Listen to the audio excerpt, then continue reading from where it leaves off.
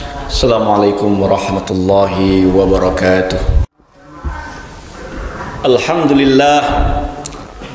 Alhamdulillahilladzi arsala rasulahu bil huda wa dinil haqq liyuzhirahu 'alad dini kullihi wa kafaa billahi shahida. Asyhadu an la ilaha illallah wahdahu la syarika lah wa asyhadu anna Muhammadan 'abduhu wa rasuluhu la nabiyya ba'dah. Allahumma salli wa sallim wa barik ala habibina wa syafi'ina wa maulana Muhammadin wa ala alihi wa sahbihi ajma'in. Amma ba'du, faya ayyuhal muslimun ittaqullaha ta'ala haqqa taqwah wa la tamutunna illa wa antum muslimun. Qala Allah ta'ala fi kitabihil karim, ya ayyuhalladzina amanu ittaqullaha haqqa tuqatih wa la tamutunna illa wa antum muslimun. Qala Allah ta'ala fi kitabihil karim, wasari'u ila maghfiratin min rabbikum wa jannatin arduha as-samawati wal ard u'iddat lil muttaqin alladzina yunfiquna fis sarra'i wad dharra'i wal kadhimina al ghaiz wal 'afina 'anil nas wallahu yuhibbul muhsinin. Wa qala sallallahu alaihi wasallam, idza mata al insan, wa fi riwayah idza mata ibnu adam inqata'a 'amaluhu illa min thalathin: sadaqatin jariyah aw ilmin yuntafa'u bih aw waladin salihin yad'u lah. Amma ba'du, ma'asyiral muslimin, jamaah salat Jumat yang dimuliakan Allah Subhanahu wa taala. Alhamdulillah, mari bersama-sama kita bersyukur kepada Allah Subhanahu wa taala atas nikmat umur, atas nikmat iman, atas nikmat Islam yang hari ini kita diberikan kesempatan oleh Allah Subhanahu wa taala untuk melaksanakan salat Jumat berjamaah. Nikmat yang Allah Subhanahu wa taala berikan kepada kita hamba-hambanya yang senantiasa seringkali melanggar perintah Allah Subhanahu wa taala, yang seringkali menunda ajaran Allah Subhanahu wa taala, yang seringkali kita bermaksiat kepada Allah Subhanahu wa taala. Namun Allah Subhanahu wa taala senantiasa memberikan nikmat karunia-Nya, kesehatan, keberkahan dan semua apa yang telah kita rasakan sampai hari ini. Mudah-mudahan kita senantiasa meningkatkan ketakwaan kita. Mari bersama-sama kita jadikan hidup kita, tujuan kita adalah Allah Subhanahu wa taala, dengan selalu memperbaiki ibadah kita, meningkatkan iman dan takwa kita kepada Allah Subhanahu wa taala. Salawat dan salam pada baginda Rasulullah sallallahu alaihi wasallam, Rasul agung teladan kita yang merindukan kita semua untuk bertemu dengan beliau di surganya kelak. Dan mudah-mudahan kita termasuk dari golongan umat-umat Rasulullah sallallahu alaihi wasallam yang juga merindukan bertemu dengan Rasulullah sallallahu alaihi wasallam, serta termasuk golongan orang-orang yang mendapatkan syafaat di yaumil mahsyar kelak, mendapatkan naungan, mendapatkan kesempatan untuk menghirup, untuk meminum air telaga Rasulullah sallallahu alaihi wasallam. Amin ya rabbal alamin. Hadirin jamaah salat Jumat yang dimuliakan Allah Subhanahu wa taala. Dari mimbar khatib ini, khatib ingin mengajak dan berpesan kepada kita semua, khususnya kepada diri khatib, untuk senantiasa kita meningkatkan iman takwa kita kepada Allah dengan benar-benar melaksanakan ajaran Allah. Bagi para sahabat radhiyallahu anhum, ketika Rasulullah sallallahu alaihi wasallam mengajarkan atau mencontohkan amalan ataupun ibadah, di antara para sahabat mereka tidak pernah memilih-milih mana yang wajib, mana yang sunnah. Bagi mereka adalah ketika itu dicontohkan Rasulullah, ketika dilaksanakan dan diajarkan Rasulullah, mereka laksanakan, mereka lakukan tanpa harus menunggu, ya Rasulullah apakah ini wajib atau sunnah. Tetapi berbeda dengan zaman sekarang, ya. Maka tema di kesempatan hari ini adalah wakaf, kerinduan yang terabaikan. Kenapa kita membahas tema wakaf dalam kesempatan Jumat kali ini? Karena ketika kita mengajak ataupun memahami tentang wakaf, bagi sebagian besar di antara kaum muslimin mengatakan wakaf kan sunnah, wakaf kan tidak wajib. Wakafkan hanya bagi yang punya kelebihan harta. Wakafkan tidak terlalu seperti zakat. Zakat wajib, wakaf itu sunnah. Ya, jadi banyak yang mengabaikan, ya, mengabaikan wakaf. Maka di kesempatan hari ini mari bersama-sama kita akan kaji sedikit kenapa wakaf adalah amalan yang dilakukan oleh Rasulullah dan dicontohkan oleh para sahabat, dan hampir sebagian besar para sahabat ketika mereka masih hidup dan mereka punya kemampuan harta, mereka semua melakukan ibadah wakaf. Contoh wakaf terbesar Rasulullah SAW adalah Masjid Nabawi yang Rasulullah SAW beli tanah dari 2 anak yatim, lalu Rasulullah membangun masjid di atasnya.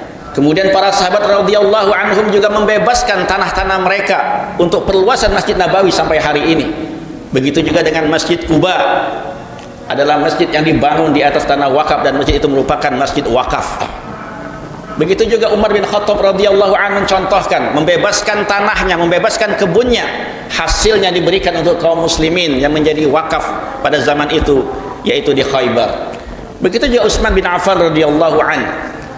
Utsman membeli sumur milik orang Yahudi, yang di awalnya orang Yahudi tersebut tidak mau menjual sumurnya, namun dengan negosiasi Utsman, akhirnya orang Yahudi tersebut bersedia menjual sumurnya sehari untuk Utsman, sehari untuk dia, sehingga dia tetap bisa berbisnis menjual airnya.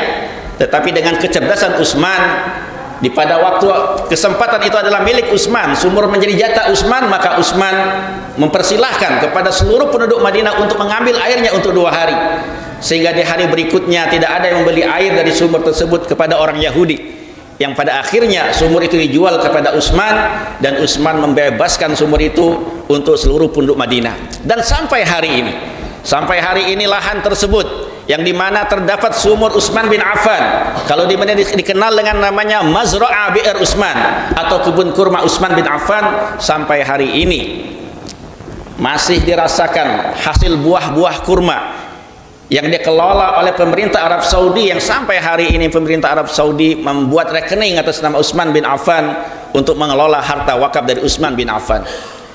Kisah-kisah keteladanan sangatlah banyak tentang perwakafan ini. Namun yang terjadi menurut Badan Wakaf Indonesia pada hari ini di Indonesia, menurut survei di tahun 2017, sudah ada 430.000 hektar tanah yang sudah diwakafkan. Tetapi yang menyedihkan adalah 90% tanah tersebut tidak bisa digunakan. Permasalahannya di mana? Karena belum ada dananya. Tidak bisa dibangun di atas tanah wakaf tersebut masjid, tidak bisa dibangun madrasah, tidak bisa dibangun rumah sakit, dan tidak bisa dibuat wakaf produktif. Karena kenapa? Karena menurut Badan Wakaf Indonesia juga melalui survei yang dilakukan di tahun 2020, di seluruh provinsi di Indonesia dilakukan survei kepada masyarakat, dan hasilnya sangat menyedihkan bahwa tidak lebih dari 30% masyarakat kita kaum muslimin yang mengerti tentang wakaf. Kalau sedekah, kalau zakat mereka paham, tetapi tentang wakaf mereka masih kebingungan. Seperti apa wakaf? Syarat rukunnya seperti apa? Bagaimana cara berwakaf? Tidak lebih dari 30% masyarakat muslim Indonesia yang paham tentang wakaf.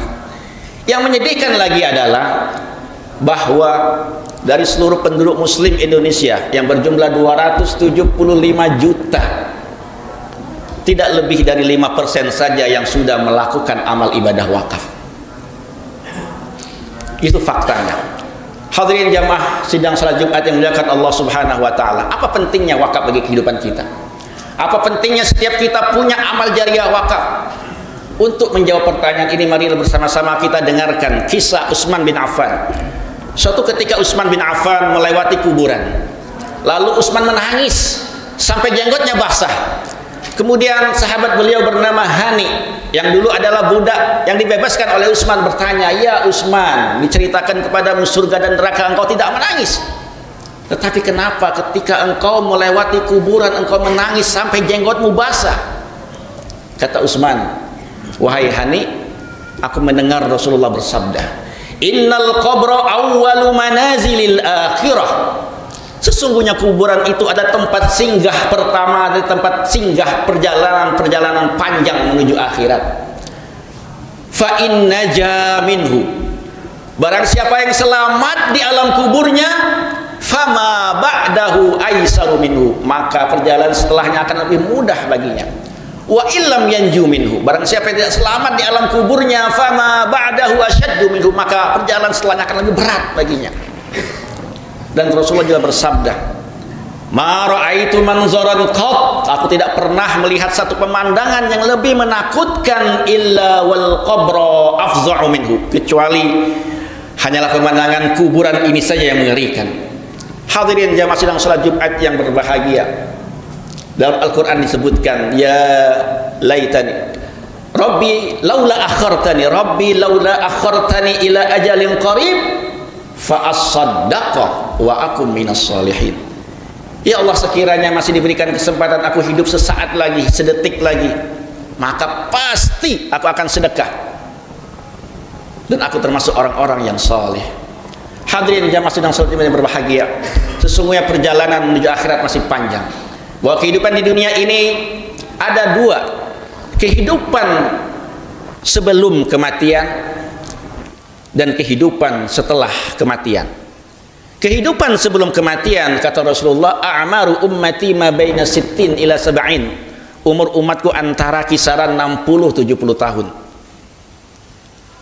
Sedangkan kehidupan akhirat, proses setelah kita di alam kubur, di alam barzakh, Rasulullah menyampaikan, kullu mri'in fi zilli sadaqatih hatta yufsila bainan nas.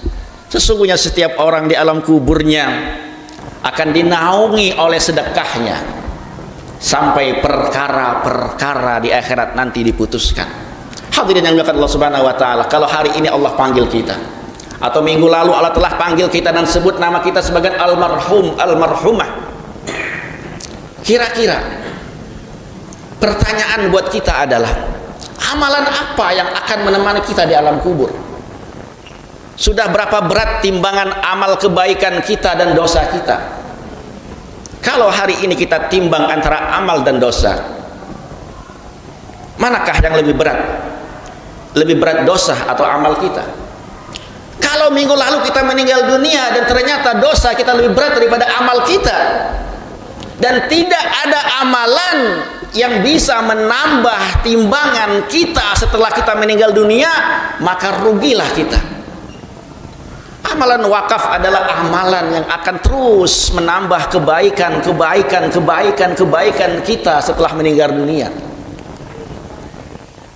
Dengan kita memiliki wakaf sebelum kita meninggal dunia, maka inilah yang akan menjadi sebab bertambahnya timbangan amal seseorang setelah meninggal dunia. Namun ternyata wakaf masih diabaikan. Saya masih punya anak yang belum selesai sekolah, saya belum beli ini, saya belum punya rumah, saya belum ini, saya belum itu. Kalau saya berwakaf nanti gimana? Al-Quran menggambarkan ketika bicara tentang sedekah, tentang infak, tentang menafkahkan harta di jalan Allah Subhanahu wa taala, ternyata menjadi penyebab terberat orang mengeluarkan hartanya di jalan Allah adalah asyaitanu ya'idukumul faqra wa ya'murukum bil fahsya. Ketika Allah perintahkan, ya ayyuhalladzina amanu anfiqu min thayyibati ma kasabtum wa mimma akhrajna lakum minal ardh, orang yang beriman, nafkahkan di jalan Allah apa yang kalian dapatkan dari hasil kerja kalian dan apa yang kami keluarkan dari muka bumi untuk Allah, untuk umat, untuk agama. Wala tayammamul khabitha minhu tunfiqun wa lastum biakhidhi, janganlah kalian beri yang sisa-sisa yang kalian sendiri nggak mau lirik, nggak mau lihat, kecuali hanya memicingkan mata saja. Wa'lamu annallaha ghaniyyun hamid, ketahuilah bahwa Allah maha kaya lagi maha mulia. Kemudian Allah menggambarkan asyaitanu ya'idukumul faqra, penyebab terbesar kenapa seseorang berat mengeluarkan hartanya untuk Allah, karena setan membisik-bisikkan, menakut-nakuti dengan kefakiran. Jangan infak, jangan sedekah, jangan wakaf, nanti kamu miskin. Ya'idukumul faqra, setan menakut-nakuti kita semua dengan kefakiran, mengeluarkan harta, takut miskin, takut nggak bisa bayar, takut dan seterusnya. Wallahu ya'idukum maghfiratan wa fadla, Allah janjikan untuk kalian ampunan dan fadla. Fadla merupakan bukan hanya kekayaan, keberkahan, kesehatan dan seterusnya, tetapi keluasan rezeki yang luar biasa. Jadi bagaimana kita memandang wakaf? Kalau wakaf dipandang sebagai sebuah kebutuhan bekal perjalanan kita menuju akhirat, maka setiap orang pasti akan memikirkan seberapa banyak bekal yang mau dibawa menuju akhirat. Karena kehidupan setelah kematian ada proses yang namanya hari kiamat. Kita semua setelah meninggal dunia menunggu masa yang panjang terjadinya hari kiamat. Setelah terjadinya hari kiamat menunggu lagi kapan terjadinya hari kebangkitan. Seluruh umat manusia akan dibangkitkan dari zaman Nabi Adam sampai akhir zaman, dibangkitkan dalam keadaan hufatan, uratan, alatan, dalam keadaan telanjang tanpa alas kaki. Kemudian akan digiring kepada mahsyar, yuhsyaruna. Kemudian semua kita akan digiring oleh Allah melalui malaikatnya kepada mahsyar. Untuk apa? Untuk dihisab. Masa hisab yang panjang. Setelah kita dihisab, disitulah nanti orang-orang yang menunggu hisab akan mendapatkan syafaat dari Rasulullah sallallahu alaihi wasallam. Mudah-mudahan kita termasuk umat yang mendapatkan kemuliaan di padang mahsyar, mendapatkan syafaat dari Rasulullah sallallahu alaihi wasallam. Setelah dihisab, dihitung kebaikan kita, amal soleh kita, salat kita, sedekah kita, zakat kita, ibadah yang qata', putus amalnya, putus kesempatan kita melakukan amal. Kita nggak bisa lagi hadir salat Jumat, tidak bisa lagi baca Al-Quran, tidak bisa lagi tahajud, tidak bisa lagi melakukan kebaikan-kebaikan, putus, selesai. Tetapi karena cinta Rasulullah kepada kita, karena rindu Rasulullah pengen ketemu kita, karena Rasulullah ingin kita selamat, dikasih satu amalan spesial, amalan yang diabaikan oleh kita semua para umatnya, yang hanya dirindukan oleh mereka telah meninggal dunia saja, untuk kembali ke dunia bisa berwakaf. Hadirin yang dimuliakan Allah Subhanahu wa taala, ada 3 hal. Kita bahas 2 hal yang pertama, yang kedua dan ketiga, yaitu anak yang soleh dan ilmu yang bermanfaat. Anak yang soleh, tidak semua orang punya anak, dan tidak semua orang punya anak yang soleh. Dan tidak semua anak mendoakan setiap waktu untuk orang tuanya, dan setiap anak umurnya juga terbatas. Ilmu yang bermanfaat, tidak semua jadi ustadz, tidak semua jadi ulama menulis kitab, tidak semua orang bisa mengajarkan ilmunya. Tetapi semua orang bisa berwakaf. Maka Rasulullah meletakkan sedekah jariyah. Kenapa katanya jariyah? Jariyah itu mengalir, terus mengalir, yaitu wakaf. Maka inilah yang akan menambah amalan kita nanti di akhirat kelak. Mudah-mudahan kita termasuk orang-orang yang dibukakan hatinya untuk bagaimana mempersiapkan diri kita sebaik mungkin. Dengan cara kita menyiapkan diri, berpikir serius bagaimana kita punya wakaf sebelum kita meninggal dunia. Karena inilah yang akan memberikan pahala untuk kita semua ketika kita dipanggil Allah Subhanahu wa taala. Tidak ada lagi penyesalan untuk kita. Karena Al-Qur'an telah menggambarkan Al-Munafiqun ayat 10. Rabbi laula akhartani, ya Allah sekiranya Engkau tunda waktu kematianku sekejap lagi, sedikit waktu lagi, fa asaddaqah, maka seluruh rekeningnya, seluruh tabungannya, seluruh depositonya akan diambil untuk diwakafkan, untuk disedekahkan. Maka hartanya pasti akan dikeluarkan untuk disedekahkan. Karena itulah akan menjadi bekal nanti di akhirat kelak. Karena Rasulullah menyampaikan setiap kita orang-orang muslim, orang-orang yang beriman akan berada di bawah naungan sedekahnya sampai perkara-perkara diputuskan untuknya di akhirat kelak. Jadi yang bisa menaungi kita adalah sedekah kita, dan tentunya yang utama adalah iman kita kepada Allah Subhanahu wa taala dan amal soleh. Barakallahu li wa lakum fil Qur'anil Karim wa nafa'ni wa iyyakum bima fihi minal ayati wa dzikril hakim. Wa taqabbalallahu minna wa minkum tilawatahu innahu huwas samiul alim. Wa qur rabbi ighfir warham wa anta khairur rahimin. Allahumma shalli ala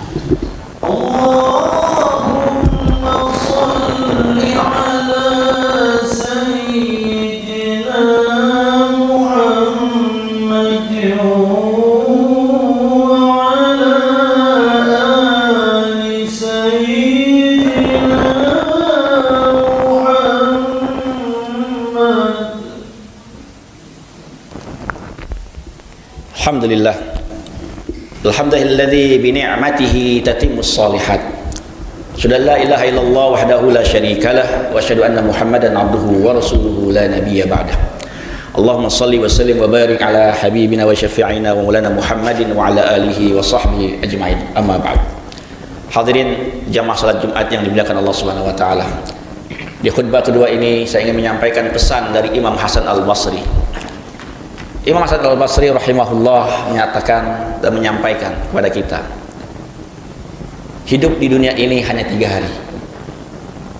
Hari kemarin yang tidak mungkin bisa kita ulangi.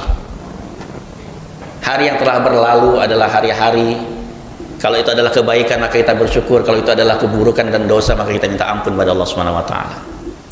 Yang kedua adalah hari esok, hari yang belum tentu kita temui. Dan hari yang ketiga adalah hari ini. Inilah kesempatan kita beramal. Inilah kesempatan kita melakukan yang terbaik untuk alam kubur kita, untuk akhirat kita, untuk perjalanan panjang kita, ya. Perjalanan panjang menuju surga dan menuju neraka.